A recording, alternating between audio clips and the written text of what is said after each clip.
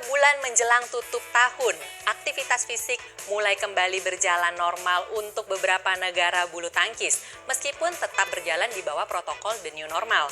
Sementara itu, Kento Momota dikabarkan memperoleh beberapa berita baik, diantaranya mendapatkan penghargaan dari Guinness World Record, dan juga Kento Momota kembali berlatih dan berlaga pasca mengalami kecelakaan. Setelah menggelar turnamen Denmark Open, benua Eropa kembali menggulirkan kejuaraan badminton yaitu Saarlords Open 2020. Turnamen ini berlangsung di Saarbrücken, Jerman pada 27 Oktober hingga 1 November.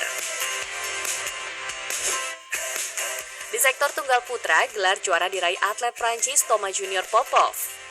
Berstatus non-unggulan, Popov berhasil mengalahkan unggulan ketiga dari Belanda, Mark Kaljo, melalui rubber game 22-20, 19-21, dan 21-14. Kejutan terjadi di tunggal putri, menyusul tumbangnya kandidat terkuat juara di tunggal putri, Carolina Marin, dari andalan Skotlandia Christy Gilmore di babak semifinal. Gilmore akhirnya menjuarai sektor ini setelah di final menaklukkan Yvonne Lee dari Jerman, 21-10 dan 21-17. Dari ganda putra All Tennis Final tercipta antara pasangan JP Bay Les Molhede menghadapi unggulan 8 Danny Lundgaard, Matthias Terry. Bay Molhede juara setelah menang 21-13, 21-15. Beralih ke ganda putri, gelar juara menjadi milik pasangan kakak adik dari Bulgaria, Gabriela dan Stefanie Stuva. Berstatus unggulan pertama, mereka mengandaskan pasangan Denmark, Emilie Megelund, Freja Raven dengan skor 21-8, 21-11.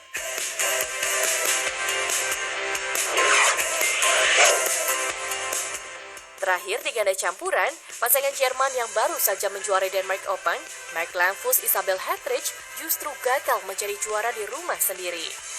Pasangan ini menyerah dari ganda Denmark, Mathias Christiansen, Alexander Boje, melalui rubber game. Dalam laga berdurasi 1 jam 12 menit, duet Denmark menang 21-15, 19-21, dan 21-11.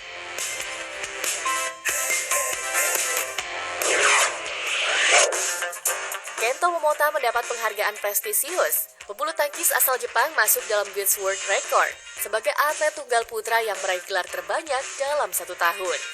Prestasi ini ditorehkan Momota sepanjang tahun 2019 silam. Tahun lalu, Momota sukses menyabet 11 gelar juara. Dia pun memecahkan rekor sebelumnya yang diraih legenda Malaysia Lee Chong Wei dengan 10 gelar dalam 1 tahun pada 2010.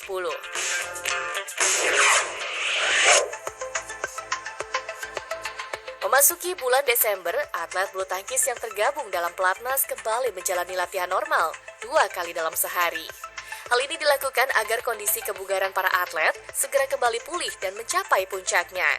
Terakhir kali pola latihan ini diterapkan pada Maret 2020. Namun selama masa pandemi COVID-19, tim pelatih meringankan intensitas latihan pebulu tangkis. Tanpa adanya turnamen yang bergulir selama masa pandemi, para atlet dikhawatirkan mengalami kejenuhan bila berlatih dengan intensitas tinggi.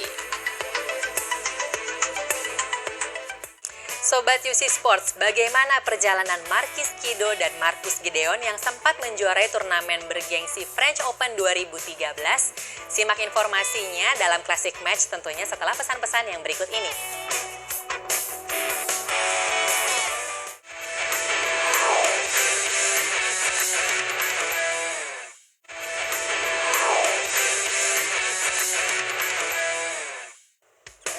Sobat UC Sports, tahukah Anda meskipun singkat ternyata Marcus Gideon pernah berduet dengan juara Olimpiade 2008, Marquis Kido. Tidak tanggung-tanggung keduanya pernah meraih prestasi apik dengan menjuarai French Open 2013. Lalu bagaimana perjalanan mereka? Mari kita simak dalam Classic Match berikut ini. Menyerah 16-21. Ini membuat intensitas pertarungan semakin meninggi pada game kedua. Butuh kemenangan, pasangan Indonesia mengerahkan segala kemampuannya. Sementara ganda Tiongkok tidak mau menyerah dari lawannya. Menjelang poin kritis, kedua pasangan sama-sama mengumpulkan poin 19. Mampu meraih 2 poin beruntun, Marcus menutup game ini dengan kemenangan 21-19. Di game terakhir, Liu Qiu langsung tancap gas dalam meraih poin. Mereka sempat meninggalkan lawannya dalam kedudukan 4-0 dan 7-2. Untungnya, pasangan Indonesia mampu menunjukkan mental pemenang. Pelan tapi pasti, Markis Marcus mengejar perolehan poin lawan. Ganda Indonesia ini bahkan berbalik memimpin dan unggul jauh 19-11. Game ini akhirnya ditutup dengan kemenangan 21-14 bagi pasangan Indonesia.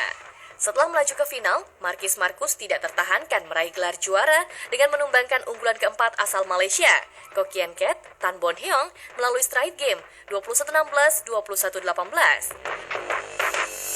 Selama berpasangan, mereka juga sempat semifinal Indonesia Masters 2013, semifinal All England 2014, dan juara Indonesia Masters 2014. Sobat UC Sports, jangan kemana-mana karena kami masih memiliki rangkuman berita menarik dari dunia badminton selama sepekan terakhir. Inilah dia Smashing Updates. Pertanyaan mengenai siapa pengganti posisi Susi Susanti sebagai Kepala Bidang Pembinaan dan Prestasi PBSI periode 2020-2024 akhirnya terjawab. Pada 23 Desember 2020, PBSI resmi merilis susunan pengurus baru di bawah kepemimpinan Ketua Umum Agung Firman Sampurna. Figur yang ditunjuk untuk mengisi posisi tersebut yaitu Rioni Mainaki. Menunjukkan Rioni tak lepas dari pengalamannya melatih tim badminton Jepang yang mengangkat posisi prestasi negara tersebut. Rioni juga pernah menangani pebulu tangkis dari berbagai nomor. Kabid Binpres merupakan posisi penting dan strategis karena bertanggung jawab langsung dalam peningkatan prestasi. Sementara PBSI menunjuk sejumlah mantan pebulu tangkis nasional dalam jajaran kepengurusan, di antaranya Taufik Hidayat sebagai staf ahli pembinaan dan prestasi, serta Riki Subagja sebagai subit pengembangan prestasi daerah. Federasi Badminton Dunia BWF telah merilis kalender turnamen untuk musim 2021. Turnamen akan dibuka dengan ajang Thailand Open yang digelar dalam 2 seri pada Januari mendatang. Kemudian berlanjut ke ajang BWF World Tour Finals sebagai penutup rangkaian musim turnamen 2020. Musim turnamen 2021 baru dibuka pada Maret. Untuk ajang Super 300 ke atas, dimulai dari turnamen Swiss Open, berlanjut ke German Open, dan All England. Pada April, turnamen yang digelar antara lain Malaysia Masters, Singapore Open, serta kejuaraan Asia dan Eropa. Masuk ke bulan Mei, digelar turnamen India Open dan Spain Masters. Indonesia mendapat giliran menjadi tuan rumah Indonesia Masters dan Indonesia Open pada awal Juni. Kedua turnamen digelar secara